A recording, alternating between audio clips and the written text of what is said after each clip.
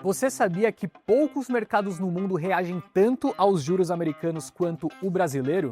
E isso fica ainda mais evidente quando o Federal Reserve, o Banco Central dos Estados Unidos, inicia um ciclo de cortes, como já começou a fazer em setembro. O ponto em questão é o seguinte: o que isso significa de forma prática para a Bolsa Brasileira daqui para frente? Eu sou Henrique Stetter e hoje, aqui no Pulso do Mercado, vou te explicar de forma simples como essa relação entre os juros nos Estados Unidos e o Ibovespa pode impactar seus investimentos. Se olharmos para o passado, essa relação é intensa. O Brasil tem um mercado de capitais relativamente pequeno em comparação aos países desenvolvidos, mas muito exposto aos fluxos internacionais. Em outras palavras, isso significa dizer que o dinheiro que os estrangeiros investem aqui mexe muito com os preços. Cada vez que os juros nos Estados Unidos caem, os investidores globais que antes ficavam confortáveis aplicando em títulos americanos, considerados os mais seguros do mundo, começam a buscar alternativas que paguem mais. E o Brasil, por ter taxas elevadas e ativos negociados a preços mais baixos, acaba aparecendo como destino natural para esse dinheiro.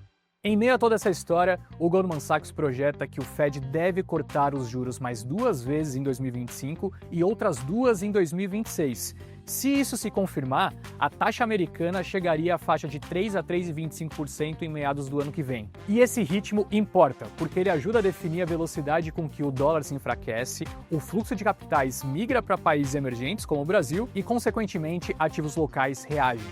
Por aqui, a Selic continua em 15%, o nível mais alto em mais de uma década. A taxa básica de juros funciona como uma referência para todo o crédito do país, empréstimos, financiamentos e custo de capital das empresas. Quanto maior a Selic, mais caro fica pegar dinheiro emprestado, o que naturalmente desestimula consumo e investimentos. E o inverso também é verdadeiro: quanto menor a taxa, mais espaço existe para a economia ganhar tração. Aqui, o Goldman projeta que o ciclo de cortes da Selic deve começar apenas em 2026, com a taxa chegando a 12,25% no fim do ano e 9,75% em 2027. E o histórico mostra por que isso é importante. Nos últimos 4 ciclos de queda da Selic, o Ibovespa subiu em média 10% nos 6 meses seguintes ao primeiro corte. Em outras palavras, existe um padrão. Quando os juros começam a cair no Brasil, a bolsa tende a antecipar e reagir de forma positiva. O câmbio reforça esse cenário. Só em 2025, o real já se valorizou 14% frente ao dólar, e a projeção do Goldman é de que a moeda americana possa recuar para perto de R$ 5,20 nos próximos meses. Isso não é apenas um detalhe.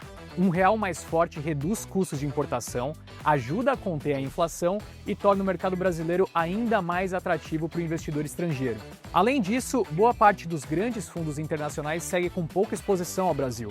Isso significa que existe espaço para aumento de posição e, portanto, para entrada de capital. O ponto central para aproveitar o que pode estar por vir não é apenas escolher empresas que estejam bem, é entender como o Brasil se posiciona num momento de virada global e de política monetária. Dentro desse pano de fundo, o Goldman Sachs destacou empresas que combinam resiliência, potencial de crescimento e exposição a setores estratégicos. Essas escolhas aparecem em 2 grandes blocos. O primeiro grupo são as chamadas cíclicas domésticas. São empresas ligadas ao crédito e ao consumo que tendem a se beneficiar de maneira mais rápida quando os juros começam a cair e a economia ganha tração. Aqui podemos citar Localiza, Cyrela, BTG Pactual, Nubank, GPS e Smartfit. A lógica é a seguinte: crédito mais barato significa mais financiamento de veículos, mais espaço para construção civil, mais dinamismo no setor bancário e até mais consumo em academias e serviços. Essas empresas capturam de forma direta o efeito da melhoria da economia doméstica. O segundo grupo reúne as chamadas defensivas sensíveis a juros. São empresas de setores que têm demanda mais estável,